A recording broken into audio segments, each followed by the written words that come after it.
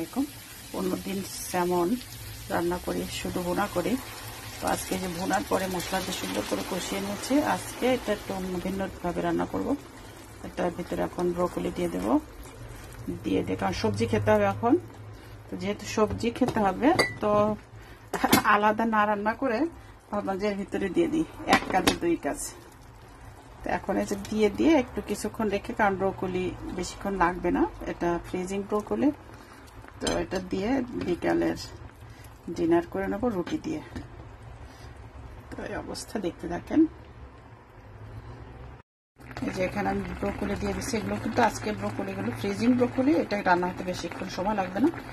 আর যেহেতু মাছ আলাদা করলে হতো, সবজি আলাদা করলে, তো আমি সময় একটু কমালাম। কারণ এই লাক্সগুলোকে আমি খুব নর্মাল ভাবে মানে কষিয়ে নিয়েছি। পেঁয়াজ, মরিচ, রসুন, আদা এগুলো সামান্য সামান্য দিয়ে মশলাটাকে কষিয়ে লাক্সকে কষিয়ে নিলাম। একটু ঝোলের পানি দিয়ে ব্রোকলি ছেড়ে দিলাম। দারুণ টেস্টি হবে, দুইটার কম্বিনেশন ভীষণ ভালো লাগবে। কারণ লাক্সের নিজের একটা আলাদা সেন্ট আছে, আর ব্রোকলিও। তো দুইটা মিলিয়ে কিন্তু খুব সুন্দর একটা টেক্সচার হবে। তো আপনারা এভাবে ট্রাই করে দেখতে পারেন। আমি অনেক সব বিভিন্ন রকমের ট্রাই করি খেতে। আর এখন রাতে যেহেতু ডিনার করবো, তো রুটি দিয়ে, আপনি ভাত দিয়েও খেতে পারেন, যা দিয়ে খাবেন, কিন্তু রুটি দিয়ে খাবো আমরা। তো এই ফলো থাকলে এভাবে ট্রাই করে খেয়ে দেখতে পারেন, নানানভাবে, নানান আকারে। রান্নার কোনো নাই, ধরা বাঁধার কোনো নিয়ম নাই যে এইভাবেই করতে হবে।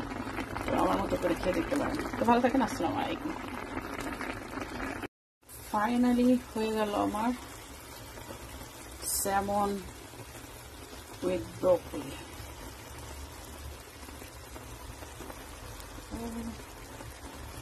দারুণ স্বাদের, দারুণ টেস্টি।